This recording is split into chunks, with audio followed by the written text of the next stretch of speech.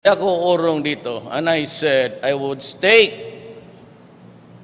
my honor, my life, and even the presidency.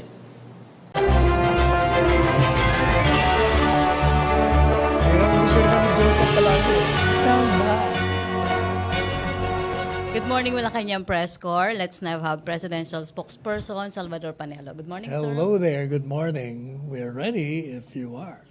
MBC questions. Joseph. I think you're ready for a statement on a particular subject. We're ready to hear you. Which one? The bishop, sir. Bishop. We already issued a statement. He said that it is a disgraced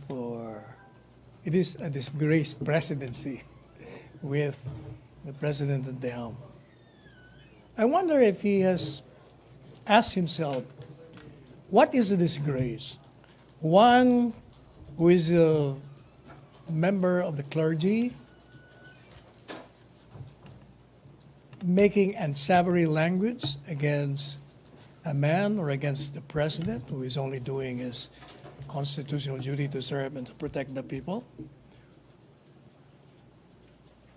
Or one like the president who, instead of throwing mad, would rather smile and joke about it. I think the good bishop is forgetting that Christ has taught us that if someone throws stones at you, then throw a piece of bread in return. That's Christian doctrine, and that is a teaching of the church. It appears that the good bishop is not practicing what he teaches and what he has learned in the seminary. Also, the good bishop, I think, is misinformed of the survey results, which shows that majority of the Filipinos accept the style of governance of the president. And, of course, his style of delivering speeches is factored in that survey. Either he is misinformed or not informed, or he is ignoring the result. Do you think that there will be a stop to this word war between the Catholic Church and the president? As we have said, rather than throw mad,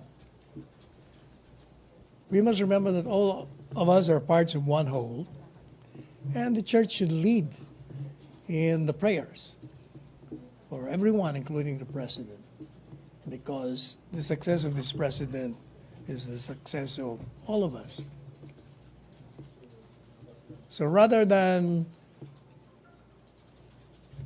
lambast the president, it would be more Christian-like to pray with the one whom you feel to be sinning against whatever doctrines you have in mind. MPC, may follow-up? Rose Novenario.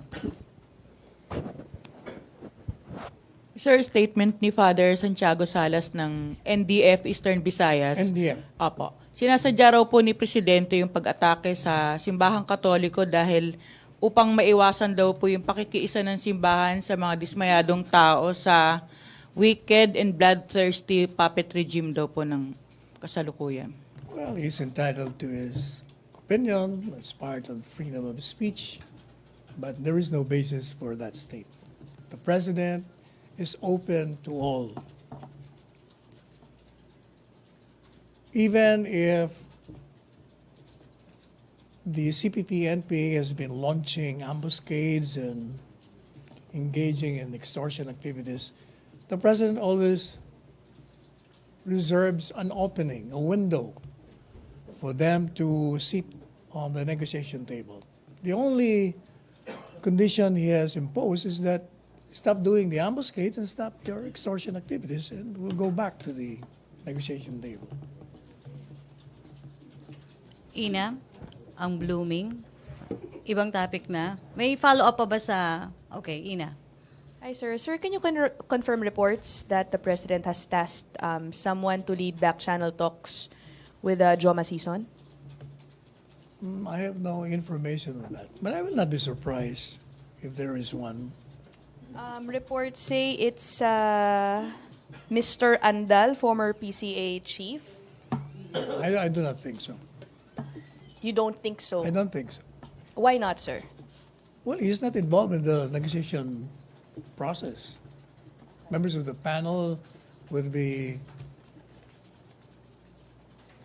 Secretary Bello. It's one of them.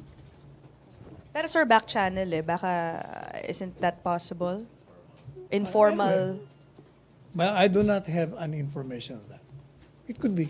Okay. But sir, considering the President's continuous tirades against Joma Sison, why would he suddenly consider talking to him again? Well, let me correct you there. Not suddenly. He has been open to that ever since. The only condition is stop doing these ambuscades and extortion activities because he doesn't want Filipinos killing each other. That has been his line and policy ever since, even when he was still a mayor. May follow-up? Rosalie Cos.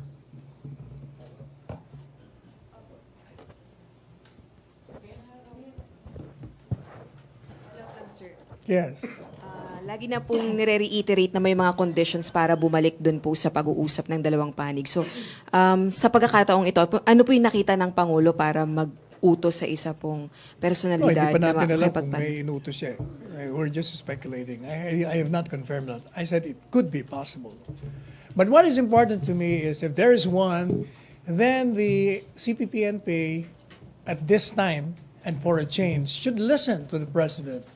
Enough of these ambuscades, enough of these extortion activities, and we will sit down.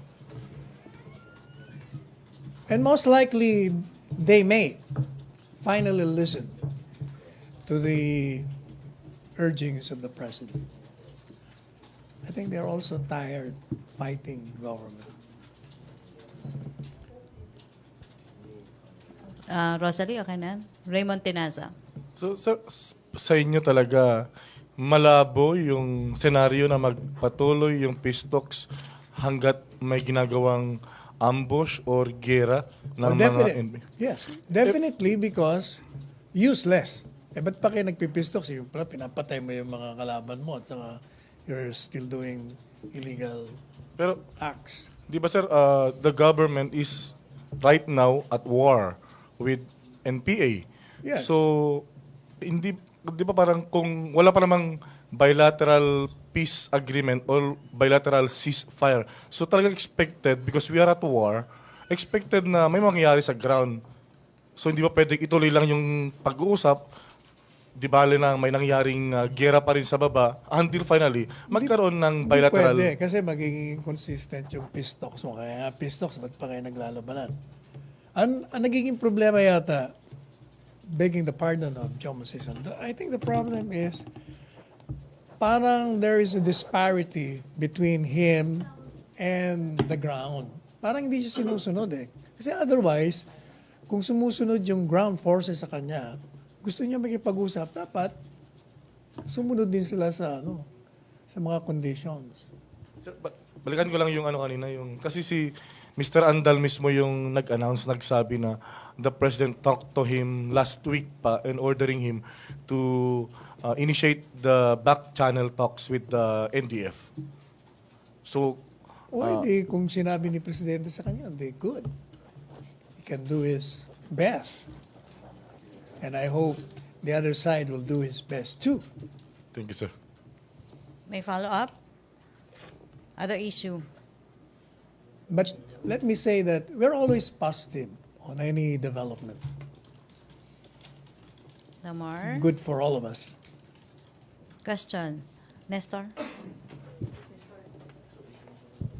Sir, good morning. Yep. Yesterday, senators agreed to delete the additional 75 billion funding allegedly inserted into the 2019 budget of The DPWH. senators? Yes, sir. What Yesterday, What did they agreed. do? agreed to delete the 75 billion additional funding for DPWH. Sir, is Malacanang concerned that this would affect the key infrastructure projects of the government? Number one, the assumption is wrong. The executive did not insert. Trabaho nga nila yun magbigay ng budget proposal. Number two, that's the job of Congress to amend. Kung ginawa nila yun, they're doing their job. So are you not concerned? Is Malacanang not concerned that this will affect the infrastructure projects of the government? I don't think so. There are many ways. The executive is very creative, as well as Congress. Kaya natin. Could you be more specific, sir? Creative in... Well, kung kulang, di pwede namang magdagdag ng appropriation, di ba? May supplemental budget, pwede naman yan. Pwede lahat yun kung gusto. Basta for the good of the country, dapat every branch of the government should cooperate. Follow up? No more? Christine. Sir. Christine. So if there were no insertions, sir, yung 75 billion, then why wasn't Public Works Secretary Mark Villar informed about the additional budget? Because he admitted that he had no prior knowledge of the funds. Baka naman he was misquoted. It cannot be na he had no prior knowledge. Kasi that was discussed in the cabinet. That was a proposal. all of us were present. And all of us consented to that. Baka misquote siya o baka hindi niya lang. And in fact, I talked to him during the last cabinet meeting. I said, Secretary Mark, there are a few messages to you from members of Congress. They're saying, why are you silent? Because Secretary Jokno has pointed to you with respect to the so-called additional budget sa DPWH. Ang sagot sa akin ni Secretary Villar, tama naman siya. Sabi niya, kasi SAL, pinabayaan na lang namin ni Secretary Jokno para isa lang ang nagsasalita. Sabi ko naman sa kanya, okay din yun siguro, pero mas maganda rin yun since pinoint out ka ni Secretary Jokno, di validate mo rin. Sabi niya, sige. In other words, he agrees to what Secretary Jokno said. So he was aware of the additional funds? I think so, yes. Kasi saan ba manggagaling yun? DPWH, kung hindi sa kanila rin. Hindi naman alam ni Secretary Jokno yun. Siya na nagpiprepare. Pero shouldn't Saka prinisend nga yun sa cabinet. Yung 75? Of course, every budget is to be presented in the cabinet and it has to be approved by the president. At tinatanong ni President, any objection on this? Meron bang... wala naman. Sir, when was the presentation, yung that 75 billion? 3-4 cabinet meetings ago. 4 months ago pa yun. Tagal na yun. So that was the first time that Secretary Jokno presented additional... Hindi lang the first time. Palagi naman one time lang nagpipresent ng buong budget. Hindi naman series of presentation yun. When you prepare a budget, the entire, siyempre, ipipresent mo yun sa the President's budget sa cabinet. Then we all listen. Sabihin niyo doon, ito yung item para sa ganito, sa education. And then, tatanungin niya, any comment, any objection, whatever. Wala naman nagsasalita. And then somebody may move to approve. Yun. So, Ganun ang style sa cabinet. So he was informed, sir, si Villar? Hindi lang informed, he was present in the cabinet. Okay, may follow-up or other issue? Ace Romero. Unless he went out to make a plea. Hindi niya narinig yung portion na yun. But I doubt. Sec, how could we say na hindi maapektuhan yung infrastructure? Yung 75 billion was intended to meet yung requirement dun sa infrastructure spending on a certain percentage ng GDP. As I said, pwede naman, kung maapektuhan, pwede ka naman humingi ng supplemental, di ba? Basta kailangan palagi may appropriation ang Congress. Pero how can we even ask for a supplemental budget? Yung main budget nga, hindi pa maipasa. Sa ngayon, hindi pa. Pag napasa yun at kulang, di pwede ka naman humingi ulit. Pero ano yung chances si tingin nyo na mapapasa yung budget within the first quarter na target nung economic managers? Given na yung issue na to nagpe-persist pa. Sa tingin ko, ma-approve yun. Yun ang naririnig ko sa members of Congress. In fact, even Senator Soto, when he texted me, he said, okay kami dyan. What makes you optimistic, Sec, na ma-approve yung The budget? statement of Senator Soto and even Speaker Gloria Arroyo said na they are working on it and they will do their job. So you expect this tiff between the DBM and Congress to be resolved soon? I think so. Mawala na yun. Because Kung aprobahan nila yung budget, tapos na. may makita ba kayong parang paraan paano nila ma-resolve yun? Hindi. Pag ni-approve mo yung budget, tapos na yung conflict. Kasi yung conflict nila arose out of the items in the budget. Kung in-approve na nila yun, so anong conflict pang pag-uusapan? Pero yung conflict na yun, palagay nyo, paano kaya ma-resolve yun? Kasi parang yung both sides parang ayaw. That's why I was saying, if you approve the budget, di wala nang conflict. Di ba? That's logic. Thank you, Sec. Okay, MPC, may follow-up, other issue? No more questions? Joseph. So, sa schedule today yata po yung dating Bacolod COP. Scheduled to meet the President today. Who? Si Ebreo, sir. Yun pong... I did see that in the schedule. Wala pa rin, sir. Wala sa schedule na nakita ko. Baka private yung nakalagay. But why would you think that the President would call for him in a meeting? First, I do not know if he did call. Otherwise, we'll be speculating. Sir, in the again. speech, you said that you have to go to Malacanang and talk with him. Tinatawag talaga, sir. O baka para sa bunin. Kasermo na.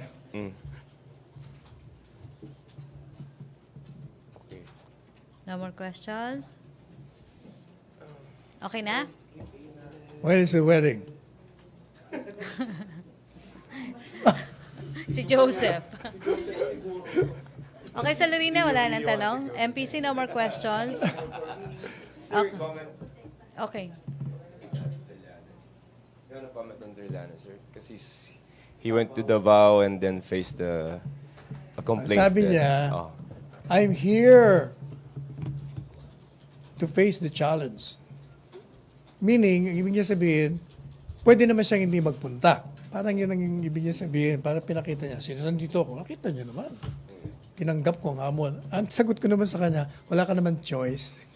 Dahil kung hindi ka pumunta ron, ay baka na-aresto ka na kaagad. The problem with this guy is like he pompously claims to be unafraid of the criminal charges against him. And yet his body language, his rantings against the president show the opposite. He is in mortal fear of going back to jail. Yan ang katotohanan dyan. Gano'n na lang siya. Just consult with his lawyers and prepare his defense. You must remember that the charges have been filed in court because the court found probable cause. Yan ang importante dyan. Hindi pa pwede yung palagi sinasabi, itong dinimanda ng administrasyon, hindi naman administrasyon nagdemanda sa kanya sa Davao. It's the former Vice Mayor Pulong Duterte and Attorney Mans Carpio. And ang base nila doon, yung mga libelous remarks niya, not this administration. Nothing to do with it. Okay. Si Bernadette yata may... Bernadette. The dancing princess. Sir, I would just like to get... Ba, magaling sumayaw yan. Sir, I would just like to get the Palace reaction to a statement from Corn Farmers Group that Land Bank's loan to Hanjin's Subic Shipyard is against its mandate to prioritize the provision to financial aid to Filipino farmers and fishermen. The Philmace Group said the loan to Hanjin is a slap in the face of agriculture sector. The Philippine subsidiary of the Korean firm is not even in the agriculture or food sector. The president should look into this and find out why a shipyard was prioritized over farmers. Will the president heed the call to investigate this matter, considering that he previously ordered Land Bank to go back to its original mandate of helping farmers po? Thank you. Ang ibig sabihin, they're complaining bakit pinaloan ng Land Bank Yes, yes, sir. yung Hanjin. Hindi naman walang collateral. Parang, Na parang pinaprioritize po, sir, ng Land Bank yung etong Hanjin nga over the farmers po, sir. siguro we will ask Land Bank kasi hindi natin alam exactly, baka naman may collateral. Kasi yan ang nabasa ko. Di manok. Ang pagkabasa ko, kulang ang collateral.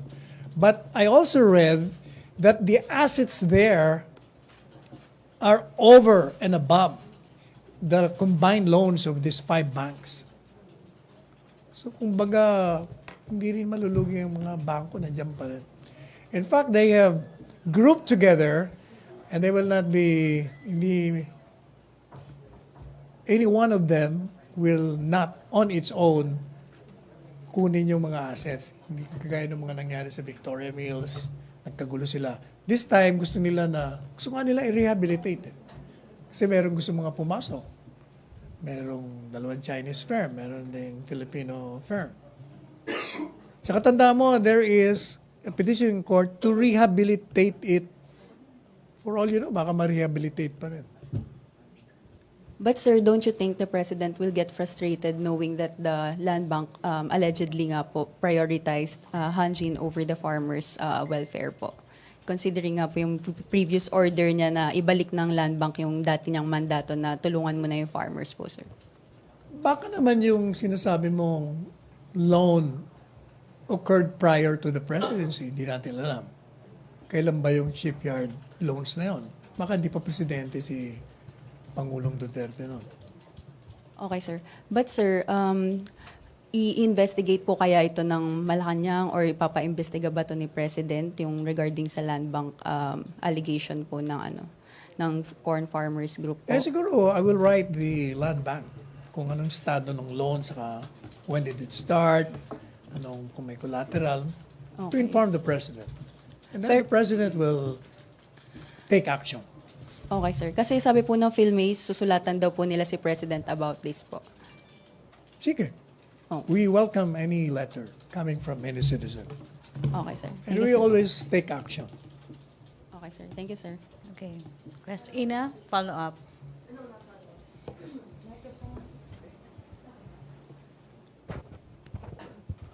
Sir, na-identify na po ba yung drug lord supposedly being protected by Ebreo?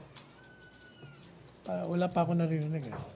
But assuming, since the president relieved him from his post because he was protecting a drug lord or drug dealers in Bacolod, kilala yung mga dealers na ito. Hindi ba dapat sabay silang huluhin? But what I know is that he is involved in the illegal drug trade, whether as a protector or as a participant. Siguro we'll wait for the PNP exactly anong charges will be filed against him, administratively or criminally. I think, sir, if I'm not mistaken, the president identified him as protecting. He identified? Yeah. Who? The president, when Kaya he sino? announced Sino bang may binanggit ba siya? Ebreo. Ano ba yung term? Because of your involvement in illegal drugs. Yun lang ang sinabi niya. Okay.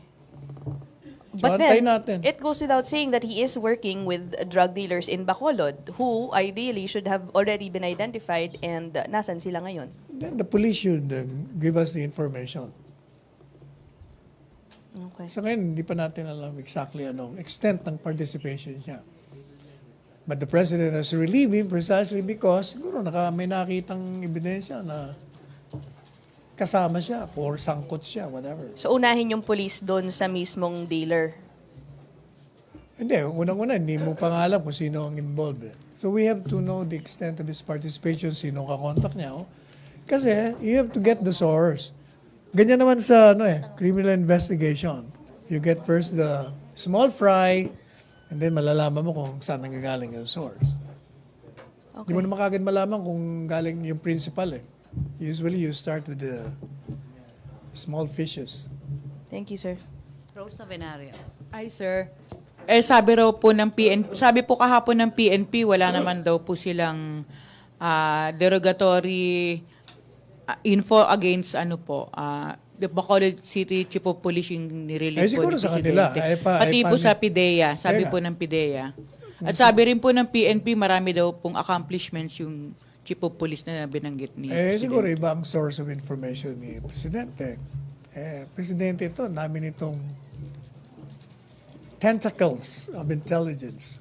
Oh, by the way, I just saw the future congressman of Antipolo, Attorney Fidel Nograles. May I acknowledge his presence? Kandidato to. He used to be with the Office of the Chief Presidential Legal Counsel. Okay, welcome po sa briefing. Rose. Question. Okay. Sige. Ano yun? Questions. Ace? Sec, tuloy na sa Webes yung participation ni President Duterte dun sa Nasa schedule. sa BOL. So what are your expectations? Do you think it can persuade people in Cotabato to support the BOL given na may mga recent incidents doon, yung bombing that, made them somehow express reservation over this measure? Again, I will repeat what I said yesterday. The President's voice is a powerful, influencing voice. So he can persuade them. Yeah, kung influential ang boses niya, bakit naman hindi? But then you also said that he will abide by the decision. Kung despite the support and the campaign, the overwhelming majority or even a slight majority says ayaw nila, the President cannot do anything but to comply with the sovereign voice of the people in Mindanao. So ano yung tingin niyo yung mga sasabihin ni President Duterte that will persuade them siguro, to pareho support? rin mga dating sinasabi niya na ito ang pwedeng maging solusyon sa problemang century-old na. Kung ano yung mga sinasabi niya, I think it will just be repeating the same. Thank you, Sec. Okay, Chona. Microphone.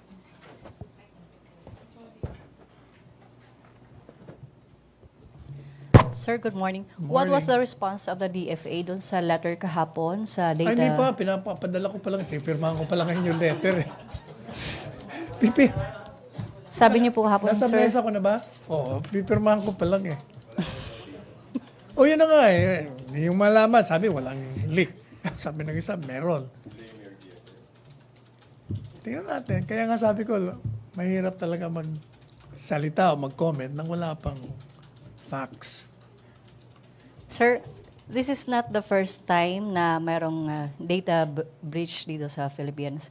When was the yung first time? Yung COMELEC, sir. COMELEC? Meron ba? So, sir, what is the assurance of this administration that this incident will not happen again, especially that President Duterte is pushing for national ID system? First, the COMELEC is not this administration. It's an independent entity. Kung may nagkaroon man ng leak doon, hindi sa amin yun.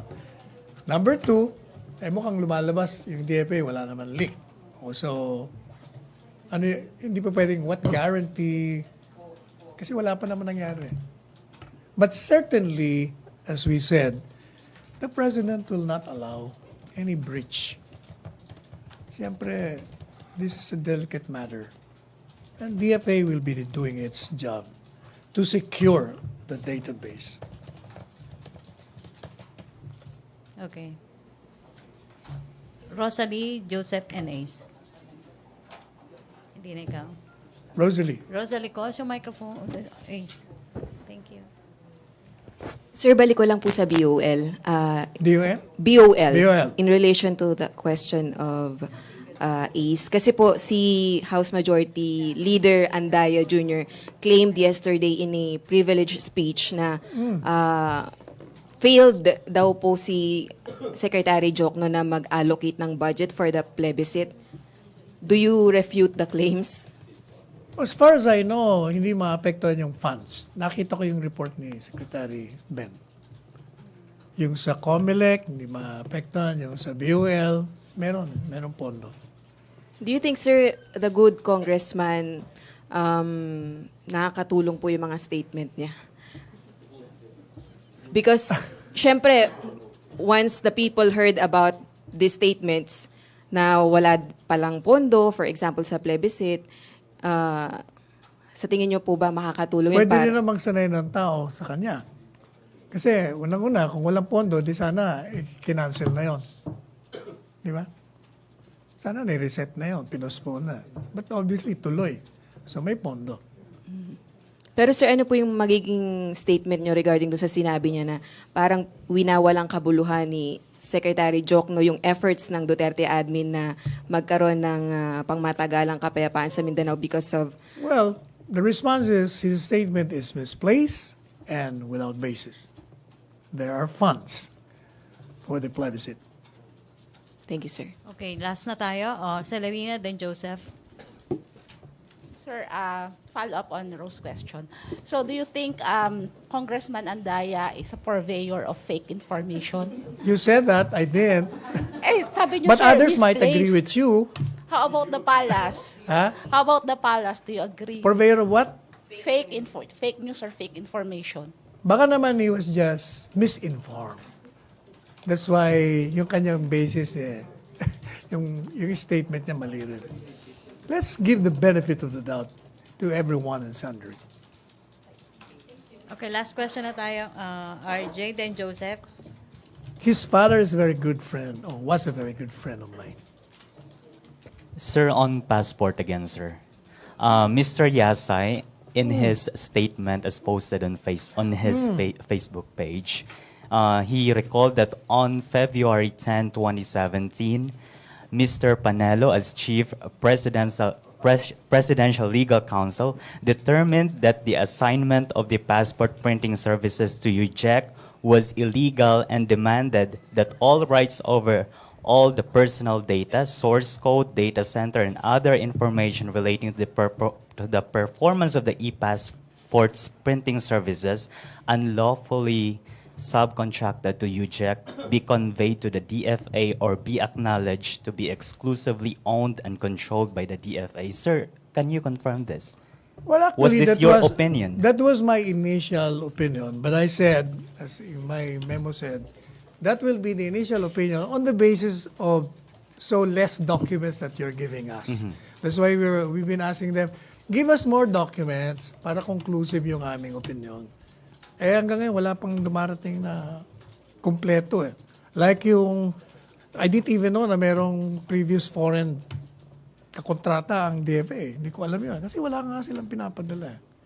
Hindi mo finalo up, sir, kasi... Pinalo pero siguro busy rin sila. Marami na akong letters.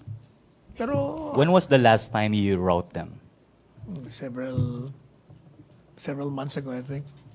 Like last year, of course. But hopefully, they will. Kasi nga, medyo nagkaroon ng... alam mo naman tayo, ganyan. Pag may prakaso, may skandalo, biglang kumikilos. Pero But sir, mukha namang nakikita ko na wala naman palang problema dun sa breach.